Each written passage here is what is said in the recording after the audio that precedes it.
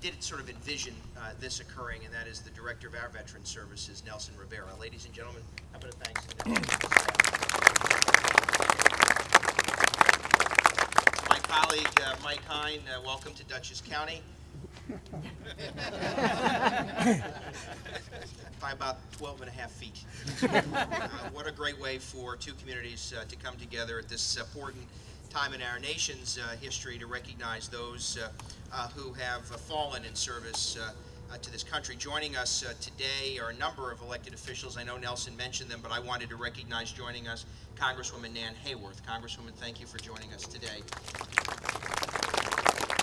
And I'm thrilled. There are a number of Dutchess County legislators here. I wanted to recognize at least Legislator Jim Doxey, I know, is here, and our undersheriff representing the Dutchess County Sheriff's Office, Kirk Imperati. A nice round of applause to all of our men and women in law enforcement and our first responders on both sides of the river.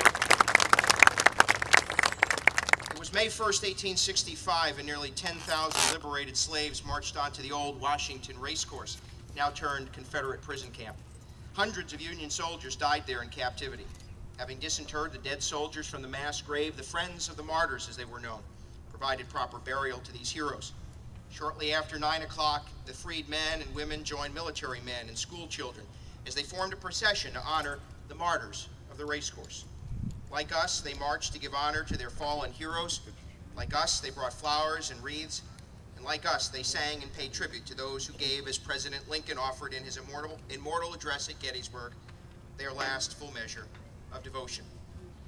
In his official order declaring Memorial Day, General John A. Logan seems to acknowledge the challenge we as a nation would experience in keeping faith with this awesome holiday.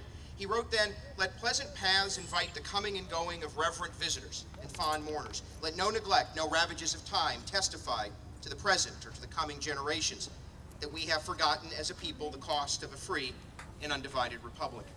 If other eyes grow dull and other hands slack, and other hearts cold in the solemn trust, ours shall keep it well, as long as the light and warmth of life remain in us."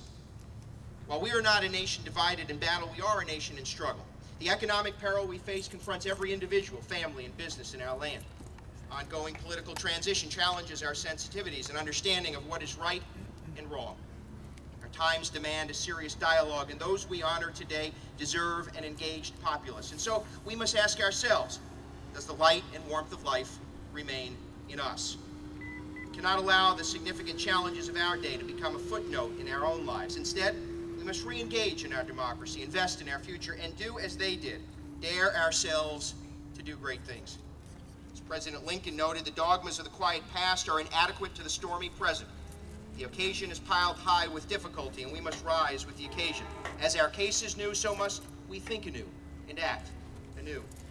With unwavering resolve, we must continue to give meaning to their loss. We and the generations who follow us must remain devoted to the principles and hopes for which these heroic citizens gave their lives. Their sacrifice is our calling. With our servicemen and women currently in harm's way around the globe, the reasoned purpose of our nation could not be more clear.